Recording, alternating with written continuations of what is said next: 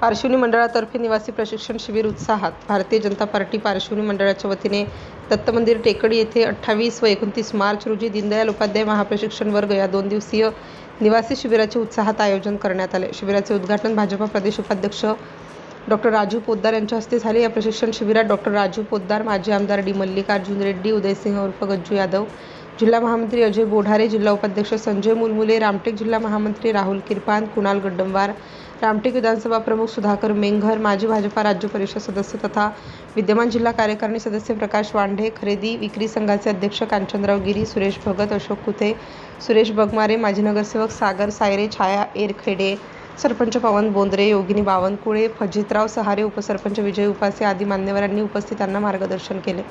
2 दिवसीय शिबिरात वैचारिक अधिष्ठान, पक्षाची कार्यपद्धती, इतिहास व विकास, बूथ व्यवस्थापन, मन की बात, मतदार यादी शुद्धीकरण, सोशल मीडिया, AI, नमो ॲप, सरल ॲप, केंद्र व राज्य सरकारची कामगिरी तसेच कार्यविस्तार या विविध विषयांवर सविस्तर मार्गदर्शन करण्यात आलं। कार्यक्रमाचे आयोजन पारशिवनी मंडळ अध्यक्ष राहुल मेंघर यांनी केलं होतं।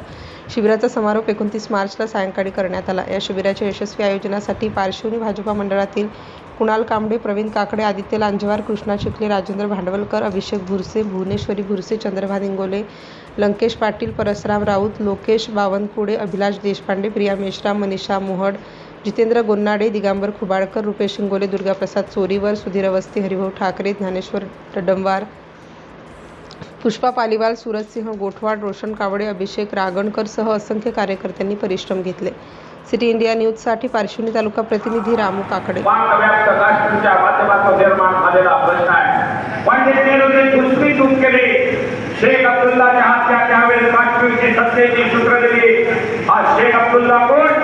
तर तो आताचा उमर अब्दुल्ला, काश्मीरचा मुख्यमंत्री उमर अब्दुल्लाचा आजा, माजी मुख्यमंत्री फारुख अब्दुल्लाचा बाप, याच्या हाती त्या